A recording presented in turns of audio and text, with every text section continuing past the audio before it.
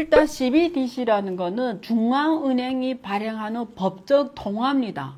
근데 과거에 중앙은행이 법적 통화를 어떻게 발행했죠? 종이화폐로 발행했어요. 근데 이제는 종이화폐를 안 쓰고 디지털로만 발행하겠다라는 거예요. 그래서 우리가 CBDC, Central Bank Digital Currency라고 합니다. 그래서 앞으로는 종이화폐가 없어지는 거예요. 다 디지털 형태로 법적 주권 통화를 발행하는 걸 말합니다. 자, 그러면 GBDC가 나오면 요즘에 사람들 관심 갖는 게 뭐냐면 가상화폐 중에 그 암호화폐 있죠. 비트코인이나 이더리움이나 이런 암호화폐에 어떤 영향을 미치냐 이런 질문 많이 하거든요. 그래서 어떤 사람들은 CBDC 나오면 암호화폐가 다 죽는 거 아니냐? 왜냐면 이번에 루나 사태 터졌잖아요. 그래서 지금 전체 이 가상 자산 업계가 특히 디파이 특히 스테이블 코인 이 업계가 지금 거의 전멸하다시피 지금 가격이 대폭락했거든요.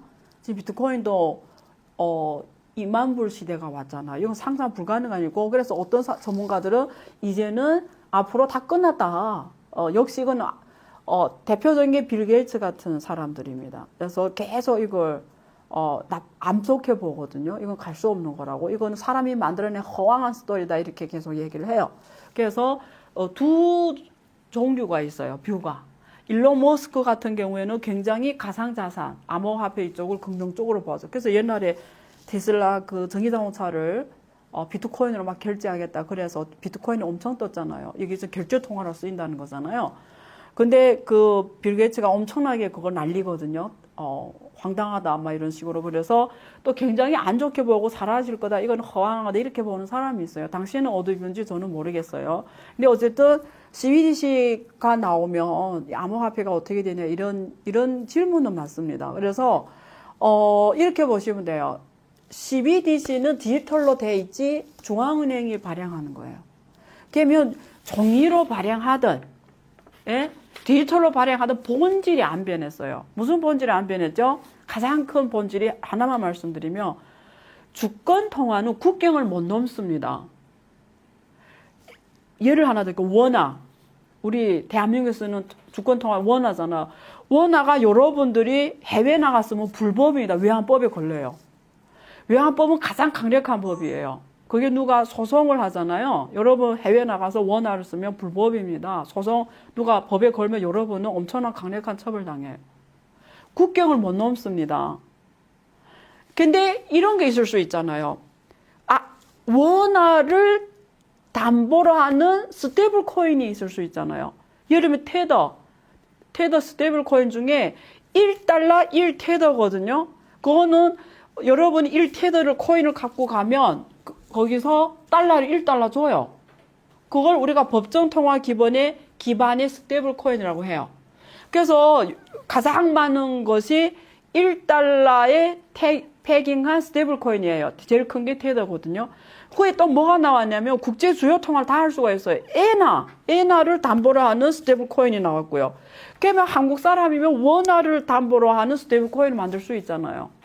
그거 지금 권도영도 했거든요. 그러면 법적 통화, 원화와 실제 디지털 통화, 한국은행이 지금 CBDC 하고 있잖아요. 우리가 다 했다고 칩시다, 가설. 한국도 이제 CBDC가 나왔어, 원화. 가설. 그러면, 그러면 스테이블 코인이 필요 없냐, 이럴 수 있잖아요. 왜냐면, 우리 이름을, 원화를 담보로 한 스테이블 코인의 이름을, 코리아는 좀 너무하나? 뭐라고 하죠? 뭐 KYC라고 합시다. 그 스테이블 코인 KYS라고 하죠. KYC는 아니고 KYS라고 합시다. 그 스테이블 코인 이름을. 자, 그러면 원화에 CBDC가 있고 이거는 중앙은행 한국은행이 하는 거잖아요. 그리고 KYS라는 이 KYS라는 1코인을 갖고 가면 원화를 주는 스테이블 코인이 있다고 할 때 이게 한국은행 CBDC가 얘를 잡아먹는 거 아니야? 앞으로 이거 쓰지 말아야 되겠네. 이럴 수도 있잖아요. 아니라는 거예요. 왜? 아까 말했죠. 한국은행 하는 CBDC는 원화지만 주권 통화기 때문에 해외 나가 쓸 수 있어요? 못 써요. 외환을 풀지 않으면, 외환법을 수정 안 하면. 코인은 다르다나. 코인의 가장 큰 특징이 뭐네요? 국경이 없다라는 거예요. 마음대로 국가 간이 마음대로 왔다 갔다 하는 거예요. 아시겠죠? 그래서 KYS라는 거는 1 KYS 1 원하지만 원하는 해외로 나가지만 KYS는 해외로 나가서 마음대로 쓴다. 이 프랑스 사람이 BTS의 음반을 이 KYS로 살 수가 있는 거예요. 근데 만약 KYS라 스테이블코인 없어서 원화를 은행 가서 대환을 해야 돼. 원화를 결제로 하려면. 근데 원화가 국제 통화 아니기 때문에 보통 달러로 하죠. 한계가 있죠. 그래서 한국 기업들이 글로벌에 나가려면 원화가 국제 주요 통화 아니기 때문에 글로벌 시장 나가는 게 너무 어려워요, 여러분. 근데 코인이 왜 좋냐면 예를 들면 BTS 회사에서 BTS 기반의 코인을 만들었다. 그 코인을 가진 사람은 BTS가 발행하는 음반을 마음대로 사게 한다. 원화 없어도 되는 거예요. 그 한국 외환법하고 아무 상관없는 거예요. 나는 그냥 BTS를 좋아하기 때문에 BTS 코인을 사가지고 BTS 발행하는 음반을 다 살 수 있으니까 그거는 오케이. 그건 오케이인 거예요. 근데 만약에 우리가 그 코인이 없다면 그 프랑스 사람 살려면 원화를 확보하려면 한국 은행에 계좌를 틀어야지 그게 또 된다는 보장도 없고 어렵잖아요. 이게 결국 비용도 너무 많이 들어요. 이게 국제간이 이 국경간 결제 비용이 너무 많이 들거든요. 그러니까 이게 코인의 장점입니다. 자본의 자유로 이동입니다. 그래서 코인을 해야 되는 거예요, 여러분. 그래서 CBDC가 나와서 암호화폐가 없어진다? 그거는 암호화폐 개념을 모르는 거예요. 일단 화폐라는 개념을 알아야 돼요. 화폐란 건 뭐냐면 보통은 유통이나 혹은 결제를 위해서 하는 수단이에요. 화폐란 건 우리가 지금 정의화폐에 익숙하죠. 요즘에 신용카드나 이런 게 익숙한데 어쨌든 유통을 위해서 결제를 위해서 하는 수단을 우리가 화폐라고 합니다. 그러면 디지털 화폐란 건 뭐냐면 디지털로 표시된 화폐를 말하는 거예요. 정의는 뭐죠? 실물로 표시된 화폐입니다. 예, 디지털로 표시된 화폐를 디지털 화폐라고 하는데 가장 큰 카테고리 개념입니다.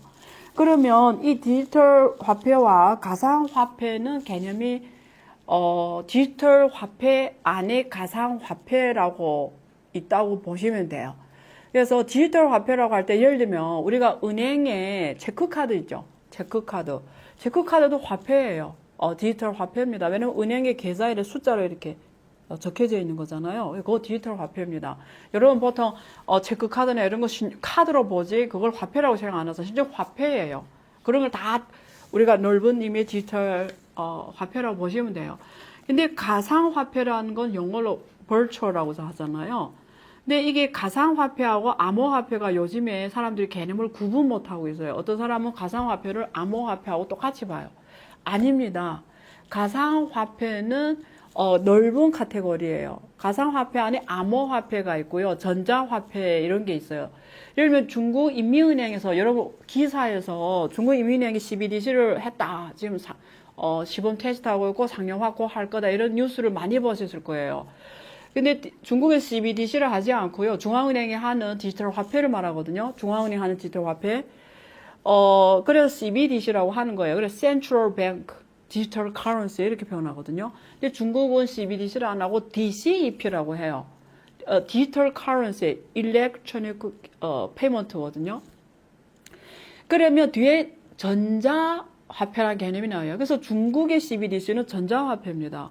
그래서 전자화폐와 암호화폐라는 개념이 또 있어요. 그래서 가상화폐라고 할 때 virtual, 가상으로 존재하는 화폐를 다 가상화폐라고 해요. 이 안에 전자화폐도 있을 수 있다라는 거예요. 그래서 중국인민은행이 하는 CBDC는 가상화폐예요. 가상화폐. 근데 암호화폐는 아닙니다. 왜 그런지 알아요? 암호화폐이기도 해요. 근데 블록체인 기술을 안 썼어요. 그래서 전자화폐라는 개념을 씁니다. 사실 아직은 그런 기술을 안 썼어요. 그래서 우리가 그 블록체인 기술을 안 썼기 때문에 전자화폐라는 걸 썼어요. 그리고 가상화폐 안에 우리가 카카오페이, 네이버페이 이런 걸 포함해요. 근데 이거는 암호화폐 아니에요. 여러분 카카오페이, 네이버페이 암호화폐예요. 삼성페이 암호화폐예요. 아닙니다. 가상화폐이지. 그래서 가상화폐 안에 전자화폐도 또 네트워크 화폐, 뭐 IC 카드 이런 거 나뉘어요. 교통카드 있잖아요. 그 IC 전자화폐라고 보면 돼요. IC 카드 기반의 전자화폐. 그리고 네트워크 기반의 전자화폐. 우리가 게임 안에서 쓰는 이런 것들, 이런 것들을 말합니다.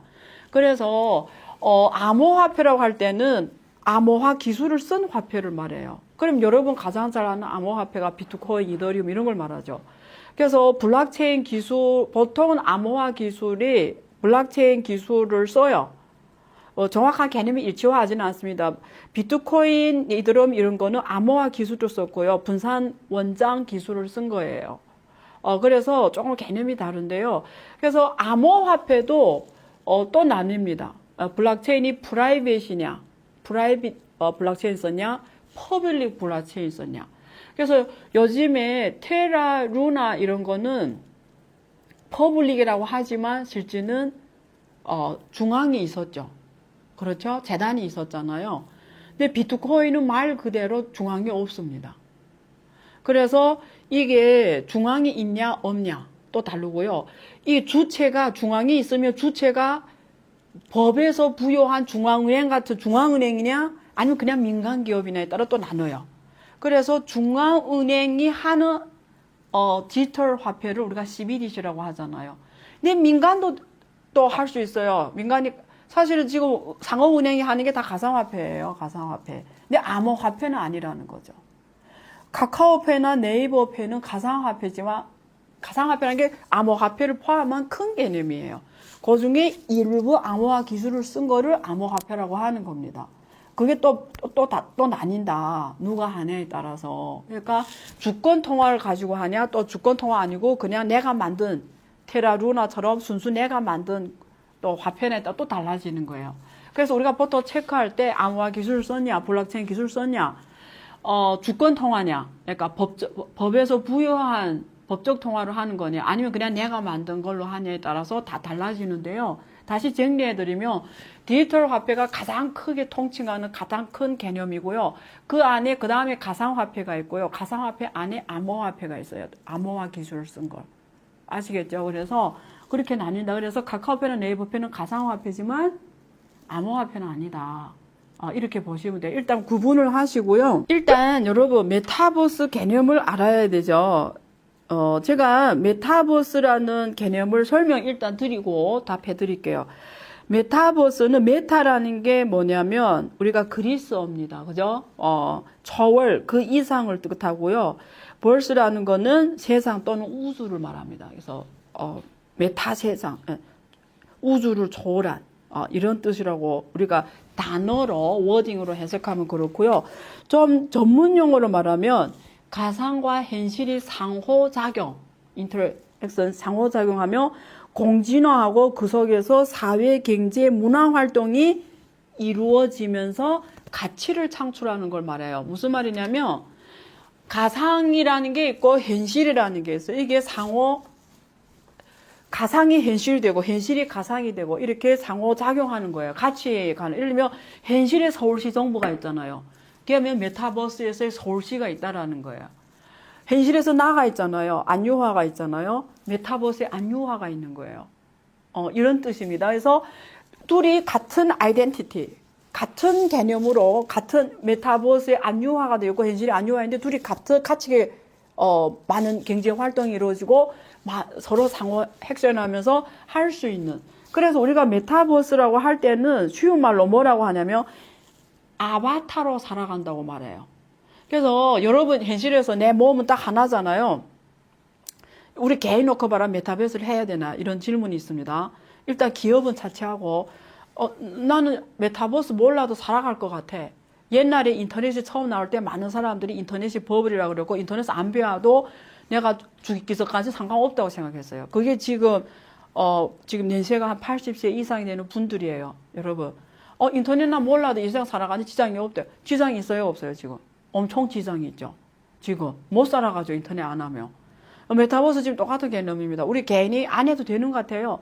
내 디지털 아바타? 난 필요 없어. 나 그냥 남으면 돼. 이렇잖아요. 여러분 몸이 하나입니다. 내가 오늘 회사에 출근해서 8시간 근무해야 월급이 나와요. 그럼 내 소득은 그거예요. 딱. 그 월급이에요. 근데 메타버스에 안유화가 있어. 그럼 내가 여기서 지금 이렇게 로카를 하면서도 메타버스의 안유화가 나를 왜 돈 벌어요? 메타버스의 안유화가 예를 들면 네이버에서 하는 제페토에 안유화가 있어요. 제가 거기. 그럼 거기 안유화 강좌를 개설해 놨어. 메타버스에. 안유화 클래스가 있어요. 그럼 내가 여기서 지금 이렇게 로카를 하고 있지만 그 제페토 안에 안유화 클래스는 돌아가요. 그럼 그 안유화의 메타버스 안유화는 나의 다른 하나로서 내가 이 시간을 쓰면서 돈 벌지만 또 거기 그 안유화 메타 또 나를 왜 돈 벌어? 그러니까 나는 나의 물리적 한계를 어떻게 하죠? 극복할 수가 있는 거예요. 난 시간을 여기다 쓰지만 아바타의 안유화도 나를 왜 돈 벌고 있어요? 이런 일을 할 거예요? 안 할 거예요? 안 하면 바보지. 그래서 개인도 아바타가 디지털 메타버스 자기가 필요해요. 그러면 내 같은 사람 2명이 있어서 우리 집에 가게를 내 혼자 벌어서 월급 받아 먹여 살렸는데 내가 디지털에 내가 또 있으면 걔가 메타버스에서 돈 벌어서 나의 소득을 더 창출해 주는 거잖아요. 2명이 되는 거다 내가. 왜 안 해요? 바보지. 그런 의미예요. 그래서 그다음에 요즘에 각 지방정부도 메타버스 행정부를 차렸어요. 그래서 서울시도 메타버스 서울시가 있거든요. 그럼 한국도 똑같아요. 한국이란 나라가 이게 한반도의 절반을 차지하고 있잖아요. 근데 메타버스에 한국을 만들면 돼요. 그러면 한국의 실제 GDP가 있잖아요. 매년 만들어내는 경제부가가치. 근데 메타버스에서의 한국도 또 GDP를 만들어요. 그럼 2배의 GDP가 되잖아요. 그래서 기업도 똑같아요. 국가 똑같아요. 개인이. 그래서 메타버스라는 거는 현실과 가상의 아바타로 해서 공진화하면서 가치를 창출하는 과정이 메타버스의 핵심입니다. 자, 2번째. 그러면 어떤 사람들이 이래요. 메타버스? 그게 보이지도 않고 그것도 다 만드는 허상이야. 말도 안 돼. 사람이 그러면 뭐 안 먹고 사냐? 이런 얘기를 해요. 그거는 그 역시 또 걔는 모르면서 무작정 부정하는 거예요. 이걸 어떻게 제가 아주 쉽게 설명해 드릴까요? 메타버스 아직도 아리까리하고 이게 진짜 뭐 그런 세상이 올까? 이런 질문 의심하는 사람들 있잖아요. 제 얘기를 들으면 공감할 거예요. 우리가 한번 살아온 과거 세상을 보세요. 어떻게 살아왔죠? 우리가 기술이 나오기 전에 여러분들이 어릴 때, 저는 어릴 때 소설책을 정말 많이 봤어요. 저 소설을 너무 좋아했는데 특히 일본 소설을 많이 봤어요. 근데 그때 제가 10대 때 뭐 소녀잖아요. 그러면 항상 청춘이 시작되는 그 파릇파릇할 때 마음 상태잖아요. 그러면 그 소설 속에 사랑을 표현하는 구절들이 나와요. 첫사랑의 구절. 그게 하나도 야한 단어가 없어요. 그냥 이렇게 사랑을, 첫사랑의 그 풋풋한 마음을 표시하는 이런 소설이 있잖아요. 이게 막 마음이 막 싱숭생숭하면서 얼굴이 막 빨개져요. 그게 야한 게 하나도 없어요. 근데 내가 몸이 반응해요. 그 단어에. 그게 소설이잖아요. 그러니까 문학이나 미술이나 희극, 연극, 뭐죠? 현실을 그려내는 거예요. 뭘로 그려냈죠? 문자로. 미술은 색채로. 연극이라는 건 소리로, 현실을 그려내서 우리의 마음, 머리로 움직이는 거예요. 기술이 없어요. 후에 무슨 기술이 나왔죠? 영상 기술이 나오면서 영화가 만들어졌어요. 그러면 우리가 소설을 안 봐도 영화를 보면서 막 감동하고 이러잖아요. 영상 기술 하면서 영화. 그러니까 영화는 현실을 어떻게 뭘로 그려냈죠? 시각으로 그려냈고 청각으로 그려낸 거예요. 현실을. 자, 그 다음에 후에 무슨 기술 나오죠? 요즘에 AI, VR, XR, MR 들어봤죠? AR 기술, VR 기술, 막 오큘러스, 우리가 페이스북에 그 메타의 오큘러스 안경 끼면 막 가상 세계 들어가잖아요. 이런 기술 지금 나왔잖아요. 그러면 우리 막 우리가 소방관들이 하는 일을 우리가 경험할 수 없는데 그 VR 안경 끼면 소방관의 생활을 내가 현장에 있는 듯이 경험할 수 있잖아요. 그러면 VR, AR 안경은 마치 우리가 그곳에 임한 것 같은 체험을 주잖아요. 그러니까 지금 제가 무슨 말을 하고 있죠? 문자로, 소리로, 색채로, 청각으로 뭘 그려내서 우리가 그곳에 임한 것 같은 이렇게 똑같은 효과를 만들어낸 생활을 해왔어요, 실제. 그러면 여기에 하나 더 메타버스 뭐가 다르냐? 사실 이게 다 메타버스 개념이에요, 지금 말한 게. 플러스, 지금 말하는 메타버스는 내가 그 속에서 생활하는 거예요. 여기 하나 더 추가된 겁니다. 전달이 됐어요? 그럼 무슨 생활하는 거지? 아까 말했죠. 제가 여기서 지금 로카를 하고 있는데, 제페토의 안유화 클래스 돌아가고 돈 벌고 있다니까요. 그게 지금 뭐죠? 내가 그 속에서 지금 살고 있는 거예요. 단지 내 육체는 여기 있지만 안유화라는 아바타가 여기서 일하고 있는 거잖아요. 그 속에서 체험한다. 생활하게 한다. 그게 메타버스예요. 할 거냐 안 할 거는 당신의 선택입니다. 안 하면 바보예요. 자기를 두 개로 복제하는데 왜 안 해요? 당신이 혼자 도는 거 두 사람 보는 게 낫잖아요. 예를 들면 굳이 말하면. 그럼 가상화폐는 왜 필요하냐? 생각해봐요. 아까 말했죠. 메타버스에서 경제 활동이 이루어지잖아요. 거기서 현금으로 결제할 수 있어요. 종이화폐로 결제돼요. 원화로. 예를 들면 메타버스에 안유화 클래스를 듣고 싶은데 가서 종이화폐로 낼 수 있어요. 당신이 아바타하고 안유화 아바타가 거기 제페토 교실에서 만났어. 그러면 내가 수업 듣겠습니다. 거기서 종이돈 줄 수 있어요? 가상에서? 못 주잖아요. 그냥 당연히 가상화폐가 필요하지. 가상세계에서 경제 활동하는데 실물 종이화폐가 결제가 되냐고요. 얼마나 간단한 도리예요. 그런데 플러스 또 왜 필요하냐면 우리가 생각해봐요. 이런 거는 현실에서 이런 물건은 다 누구 거라는 게 정해져 있어요. 이거는 내가 지금 돈을 1,000원 주고 샀어요. 이게 내 거라는 게 딱 정해져 있잖아요. 근데 가상에서는 네 건지 내 건지 몰라요. 여러분 온라인에다가 내 사진을 올렸어요. 그게 내 거라는 걸 어떻게 증명해요? 무한대로 복제돼요. 그래서 내가 저작권료를 못 받는 거잖아요. 그걸 당신 거라는 걸 증명할 수가 없는 거예요. 그래서 블록체인, NFT 이런 개념이 나온 거예요. NFT 이런 게 뭐죠? 온라인에 있는 소유권을 증명하는 디지털 증명서입니다.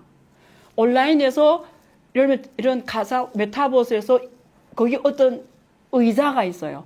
의자는 안유화 거다 이렇게. 그걸 소유 증명서, 우리가 부동산을 사면 등기부 등본 증명서를 받았잖아요. 그것처럼 온라인 세상에서 이거는 너 거다라는 디지털 증명서가 블록체인 기반의 NFT입니다. 그래서 소유권이 있어야 거래가 되죠. 그래서 우리가 가상자산 개념이 나온 거예요. 그래서 NFT가 작년에 엄청 핫했죠. 그렇죠? 그래서 디지털 증명서고, 그 다음 그걸 서로 결제해야 되잖아요. 안유화 아바타와 당신 아바타가 이걸 놓고 결제를 해야 되잖아요. 그러면 가상화폐가 필요한 거죠. 근데 그걸 이왕이면 암호화폐로 하는 거죠. 왜? 그래야 누가 수정이 안 되는 거죠. 그렇죠? 맘대로 수정하면 돼. 기록이 맘대로 수정되면 안 되잖아. 막 누가 막 지우고 막 이러면.